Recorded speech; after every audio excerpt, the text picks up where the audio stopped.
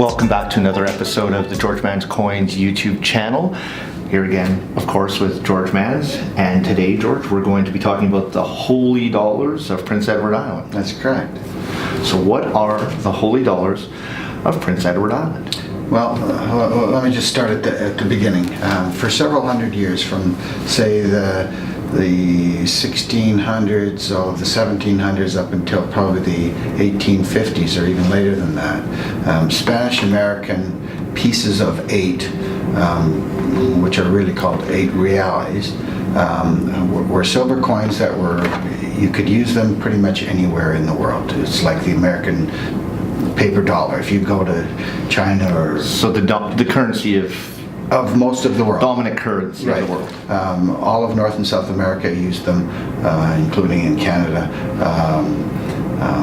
The Far East Asia, China, Japan, etc., Mexico, of course, and certainly in Europe, where a lot of them were sent, because it was, those countries where they were minted from were Spanish colonies, so they shipped a lot of this wealth back to Spain.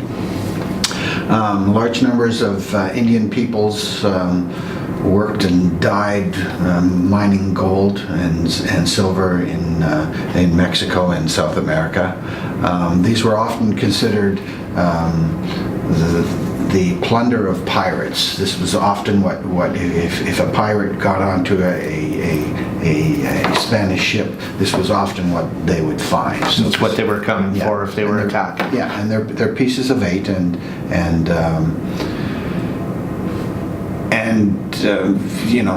now a quarter of these is, we call them a quarter.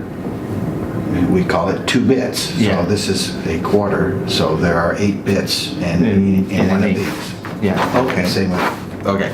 So here's one that was minted in Mexico in 1745. And you can see the Pillars of Hercules here, which are the 2 ends of the Straits of Gibraltar, Gibraltar on the one side and Africa on the other side. So the gateway out of the Mediterranean. These were the pillars that Hercules moved. So this money was used pretty much in many parts of the world. When the new governor of Prince Edward Island came to Prince Edward Island in 1813, his name was Lieutenant Governor Charles Douglas Smith. He soon discovered that the merchants of the island hoarded their cash because they had to buy supplies from off the island, such as London in England, Boston in the United States, or Halifax in the colony of Nova Scotia.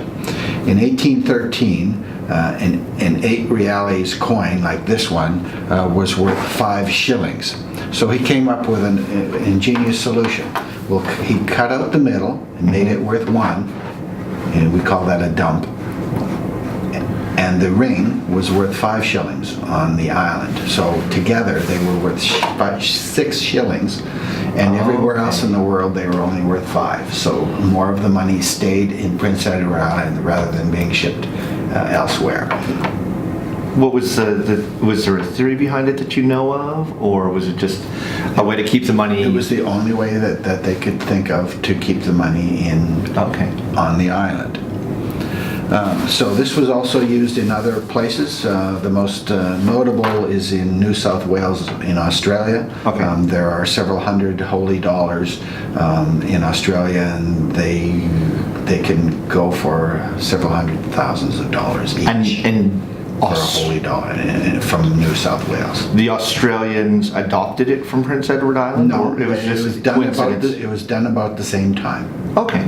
And they're extremely rare, and they were also done in the West Indies, Trinidad, Dominica, Tobago, British Guyana, and Guadeloupe. So this is an example of a Prince Edward Island Holey dollar. It's one of 79 that are known, that are listed in this book. We'll talk about that later. His book is called The Holy Dollars and Dumps of Prince Edward Island. It's an excellent book. This holy dollar is called the Hill Dollar, and it's named after Leslie C. Hill of White Rock, BC. He purchased it in 1964 from a gentleman in Britain. I purchased it in 2009 when the token collection of a priest named Dr. Bernard O'Connor auctioned it through Jeffrey Bell Auctions. This token now was minted in Mexico City in 1908, and it depicts Charles IV of Spain. Okay. And the other side has got the Pillars of Hercules as well. These coins are precursors to the American silver dollar and the Canadian silver dollar. The American silver dollar was basically the same size and weight as the Spanish American pieces of 8. As you've seen in the close-ups too, they're the weight in holding them, the thickness, the circumference, they're pretty much almost identical. It's the inspiration. It's not hard to find where the inspiration for this has come from. So. Right. So this is an excellent book. I bought mine for $115. I would assume that the price would probably be in and around there. Might be more. These were produced by a large company called Spink in England. It was the longest. This company was founded in 1666 and has been in business ever since, buying and selling and auctioning coins. And of course, having the knowledge out there about these coins helps them sell more coins too, right? So, when was the book published? 2012. Okay, and features all of the known, all 79 that are known, and a half a dozen, a small number of the dumps. Are in this donut hole.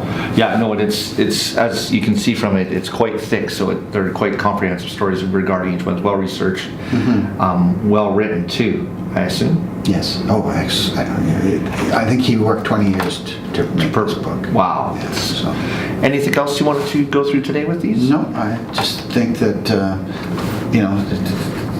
to see something that's more than 200 years old and is quite rare.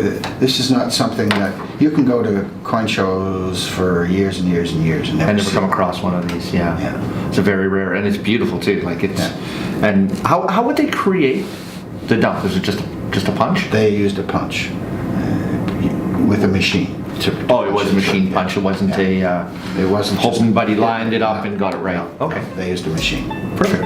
Thanks, George. Okay, thank you.